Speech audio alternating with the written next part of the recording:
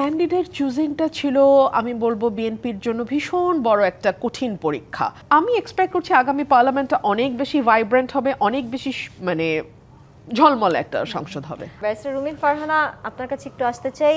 বিএনপির প্রার্থী তালিকায় ৮৩ আসনে নতুন মুখ দেখা গেছে, ৬৩ আসনে এখনো প্রার্থী ঘোষণা হয়নি এবং বেশ কিছু হেভিওয়েট নেতাকর্মীরা মনোনয়ন বঞ্চিত হয়েছেন। এই মনোনয়নকে কিভাবে দেখছেন? আরেকটি প্রশ্নে আসতে চাই, ব্যারিস্টার আসাদুজ্জামান ফুয়াদ যেমনটা বলছিলেন এবারের মনোনয়ন ২০০১-এর ইলেকটোরাল ডেমোগ্রাফিক থেকে বের হতে পারেনি দলটি, এই বিষয়ে কি আপনি একমত কিনা? আমি যতদূর জানি যে আমাদের ৩০০টা আসন, প্রত্যেকটা আসনে একাধিক প্রার্থীযোগ্য, প্রত্যেকটা আসনে একাধিক প্রার্থী নানান রকম ত্যাগ তিক্ষার মধ্যে দিয়ে গেছেন, নানান রকম পরীক্ষার মধ্যে দিয়ে গেছেন এবং তারা প্রত্যেকে আসলে ডিজার্ভিং ক্যান্ডিডেট। সো ক্যান্ডিডেট চুজিংটা ছিল আমি বলবো বিএনপির জন্য ভীষণ বড় একটা কঠিন পরীক্ষা এবং আমরা যতদূর দেখেছি ২৩৭টা আসনে এখন পর্যন্ত যাদের নাম ডিক্লেয়ার্ড হয়েছে তারা প্রত্যেকেই ডিজার্ভিং ক্যান্ডিডেট। সো আমি মনে করি যে এই ডিজার্ভিং ক্যান্ডিডেটদের নমিনেশন দেওয়ার মধ্যে দিয়ে যে যাত্রাটা শুরু হলো, that's a very good start. দেখা যাক ইনশাল্লাহ সামনে কি আছে।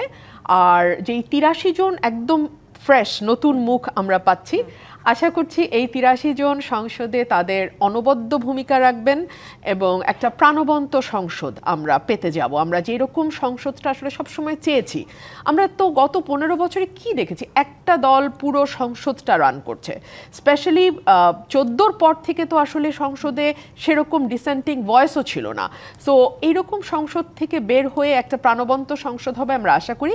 ৭০ অনুচ্ছেদের কোনো বাধা নাই, যদিও দলের বিপক্ষে ঠিক নয়, মানুষের পক্ষে, দেশের পক্ষে কথা বলার কোনো বাধা কিন্তু ৭০ অনুচ্ছেদ নয়। এখনো যে এক্সিস্টিং ৭০ অনুচ্ছেদ, সেখানেও কিন্তু আপনি আপনার দলের বিপক্ষে যায় কিন্তু দেশের পক্ষে, মানুষের পক্ষে সত্য উচ্চারণ করতে সংসদে কিন্তু কোনো বাধা নাই।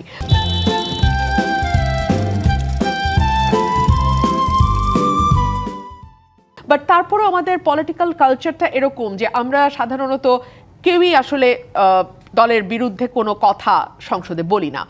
আর এখন তো ইভেন আপনি ভোটও দিতে পারবেন চাইলে। আপনি যদি মনে করেন ৪-৫টা ইস্যু হয়তো থাকবে যেখানে দলের বিপক্ষে ভোট দেওয়া যাবে না, এর বাইরে অন্যান্য ইস্যুগুলোতে আপনি চাইলে দলের বিরুদ্ধেও ভোট দিতে পারেন বা দলের স্ট্যান্ড একরকম, আপনার পার্সোনাল স্ট্যান্ড অন্যরকম হতে পারে।